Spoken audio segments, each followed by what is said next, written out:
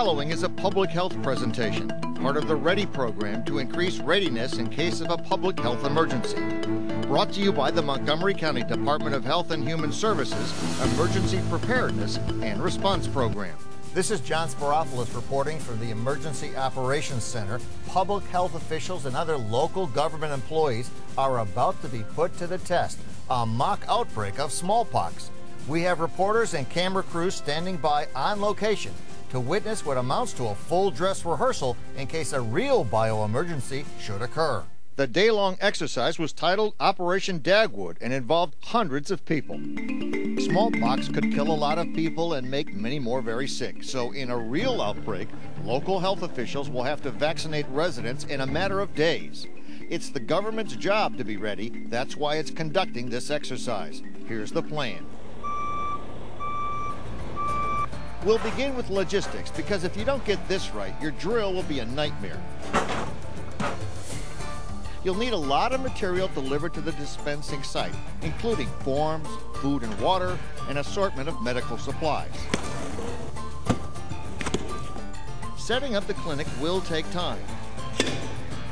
Among the items you'll need, poles with tape or rope to direct the flow of people once they're in the clinic. Now that we have the clinic set up, who should come and who shouldn't?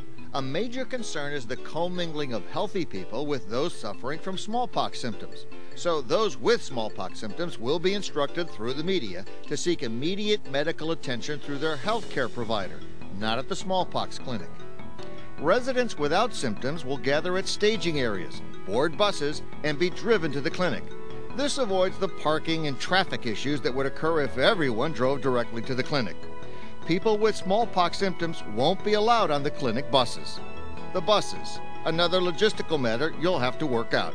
In this case, local school officials provided both the buses and drivers to take the residents to the clinic.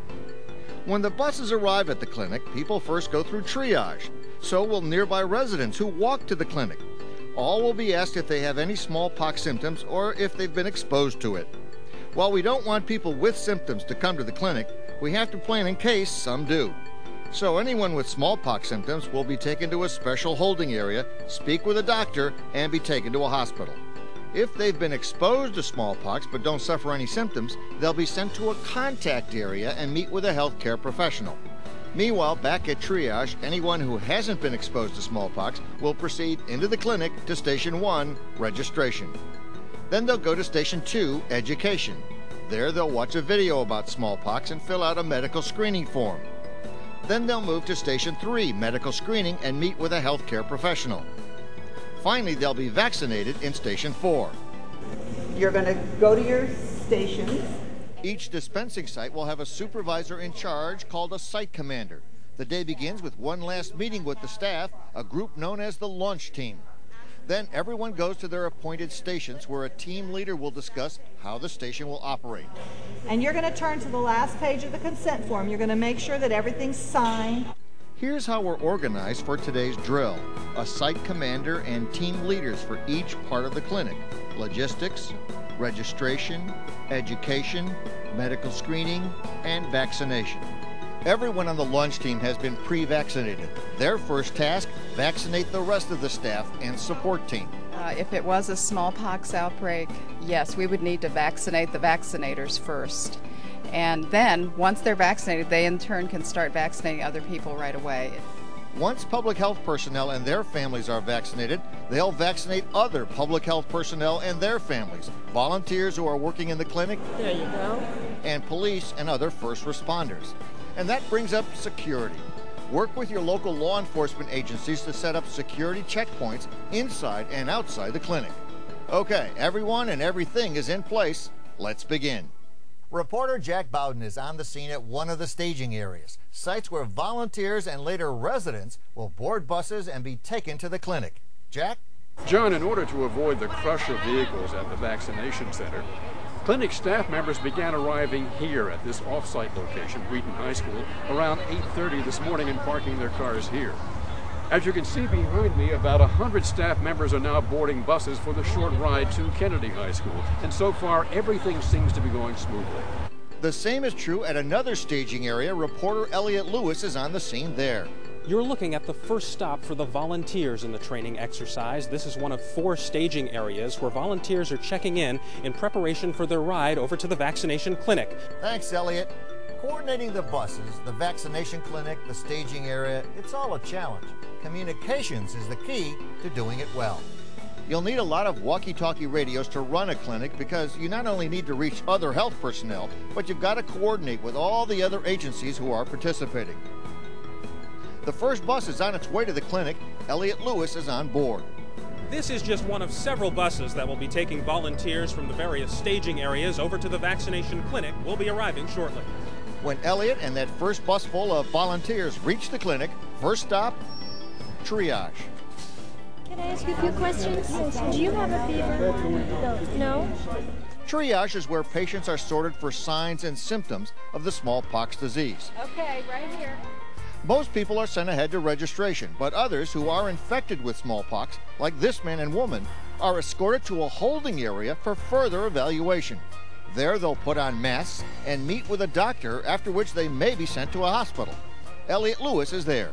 What have they told you about your condition at this point? They've told me that I very possibly have smallpox and that I need to go to the hospital, and I'm going to be isolated for at least minimum 2 weeks. People who've been exposed to smallpox but who don't show any symptoms are sent to a contact area. Once evaluated, they'll get vaccinated. Health officials will make a follow-up call to them within a few days to see if they show any signs of the disease. Back at triage, more people keep arriving. Some speak English, some don't. Bilingual workers are on hand to help. ¿Usted tiene fiebre? No. ¿Usted ha tenido fiebre o rash? No. Next, Station 1, registration, where people are given the medical screening health form and informational handouts about smallpox. The second station is education, where people watch a short video, one in English or one in Spanish.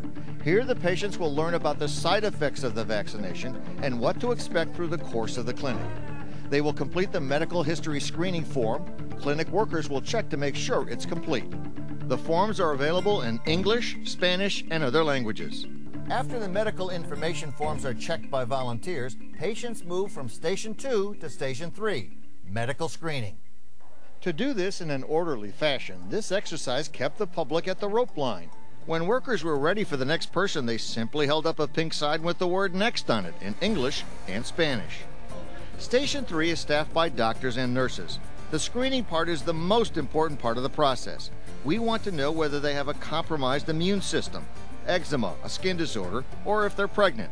All 3 are contraindications to the smallpox vaccine, but despite those contraindications, in the event of an actual outbreak, these patients would be urged to take the vaccine. Once the medical screening is complete, patients move from Station 3 to Station 4. That's where the vaccination and additional information await them. John, I'm here with Juanita Balk. She's team leader of vaccination station number 4. Juanita, how is it going? We're definitely learning. It's been going rather smoothly. Good questions been asked and good problem solving going on. It's estimated that each nurse can vaccinate one person every 3 minutes, or 20 per hour. They'll be working 12-hour shifts, and that can get pretty tiring. This is why officials are making sure staffers are provided with food and drink, as well as a place to rest. We need volunteers, and a lot of them. Enough staff to not only vaccinate the people in our jurisdiction, but to do all the other work that needs to be done to run the clinic. We need health professionals to work in triage, medical screening, be physician evaluators, and administer the vaccine. Non-medical personnel are needed to set up the clinic, distribute forms, supplies, and help with clinic flow. In addition, mental health professionals play an important role in assisting patients in a time like this. We'll need them at each clinic. It's all unfolding as if it's a real event. Only the planners know what's happening and when. Okay. She's having chest pain, jaw pain, her arm hurts. We have called 911. This drill is a learning experience. After the vaccination, all of these so-called patients fill out an evaluation form, which will give you insight on how to improve your plans. Drills like this one are necessary to help different agencies learn how to coordinate their activities. We have to keep drilling and drilling and drilling and getting it more and more complicated each time. Every government agency now is going to have to do something to help with this effort. If it's not smallpox, a lot of people say, oh, this is never going to happen, this is never going to happen. But something is going to happen. I think it's given us an excellent opportunity to test our plan, to actually stand up a dispense and vaccination clinic, to give the staff opportunities to practice their roles and to identify wherever we may have some glitches. Everyone has a role to play in Homeland Security. By taking action now, through planning and practice, we can save lives and soften the impact an emergency has on ourselves, our families, and our community. The preceding program was a public health presentation, part of the READY program to increase readiness in case of a public health emergency. Brought to you by the Montgomery County Department of Health and Human Services Emergency Preparedness and Response Program.